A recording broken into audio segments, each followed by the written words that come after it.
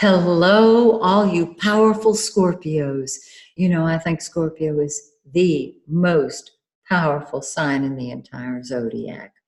I've got your forecast here for September, and I have an announcement. Many of you have been asking me when I'm going to be teaching astrology. Well, I'm going to start in September. Have you wanted to be able to read a chart either for yourself or perhaps as an astrologer? If that is the case, I support you and I want to share with you my 50 plus years of astrological experience. All you have to do is go to my website, MaxineTaylor.com. All the information is there. The first webinar that I'm going to be offering is the foundation. You have to be able to know what each sign means, how to write it.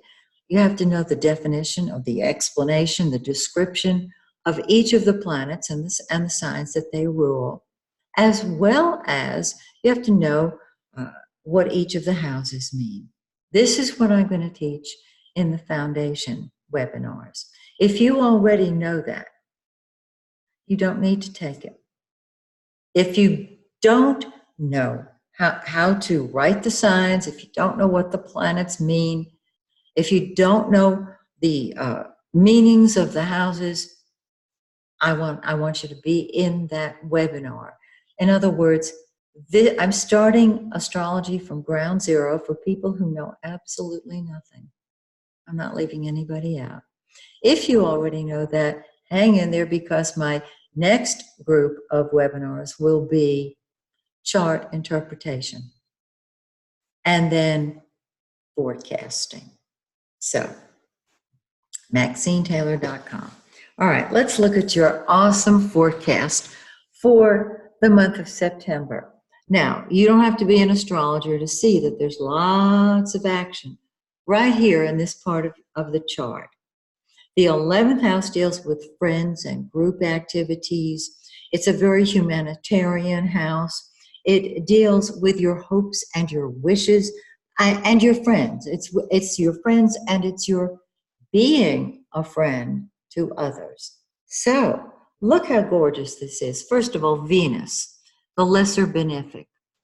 It rules love, it rules money, it rules joy and happiness. That's in your 11th house. And so you're enjoying being with your friends and being a friend.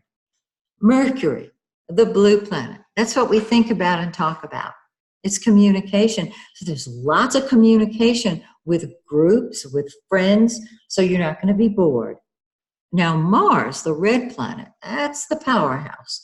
Mars is one of your co-rulers. Mars and Pluto both rule Scorpio. And so wherever Mars is what comes first to us. We want our way wherever Mars is, and we'll fight for it or with it. So your friends are coming first to you, and you may have to go toe-to-toe with one of them. You know what I mean? However, the sun, the yellow planet, the giver of life, is in that 11th house. The sun involves leadership, and so you may want to be a leader in your friendship circle, which is really beautiful. Now, these planets are in Virgo. When they move into Libra, they move into your 12th house, and that's you saying, go away, world. I want my solitude and privacy. Don't bother me. When Venus moves into your 12th house on the 13th, right around the full moon, you love being alone. You enjoy your own company. And there may be a relationship that you want to be private from prying eyes. That's fine. When Mercury on the 14th, the next day, remember the full moon's going to be between the 13th and the 14th, depending on your time zone. When Mercury moves into your 12th house, your thoughts become even deeper. The 12th house is the spirit plane. And this is a time when you keep your ideas to yourself. Everything becomes private because the 12th house is the preparatory house. After the sun comes out of Libra, it moves into your sign. So you're preparing for your birthday and the sun's entrance into your sign. Mars is going to stay in that 11th house. So you're going to throw yourself into your friendship activities and group activities and maybe go toe to toe with a couple of them.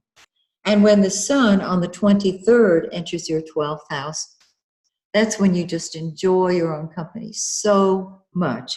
And you don't need anybody else. Now there is a before I do that, excuse me, I was jumping the gun. The full moon, as I said, between the 13th and 14th, is in your 5th house of fun and enjoyment. And the 11th house deals with groups. The 5th house deals with romance or children, but it's fun on a personal level rather than on a group level, on a humanitarian level. And so things come to a head for you on the full moon. So if there's nobody special in your life right now, get ready. There's that full moon. Now, that full moon will continue to shine on us until the new moon, which is on the 28th. It sits on the sun, of course, and that's you saying one more time, I want my solitude and privacy, go away world.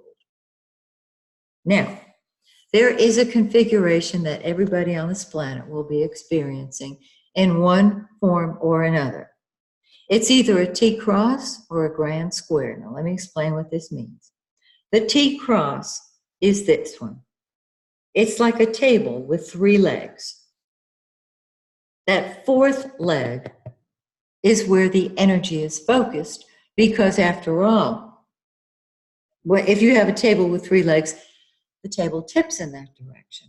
Okay, on the full moon, which also sits on Neptune, in your 5th house, it brings romance to a head. It can bring enormous fun. Now, it's an opposition, but it's balanced, because that's what an opposition is, to your social life, your friendship circle. This is your personal love life. These are your friends. These are your kids. These are your friends. Jupiter, in the 2nd house of money, is expanding your finances. And the empty arm is the 8th house of joint finances. It's also the 8th house of secrets. And so you'll be focused on that area, unless you have planets in Gemini, in which case you've got the 4th leg of the table and everything is balanced.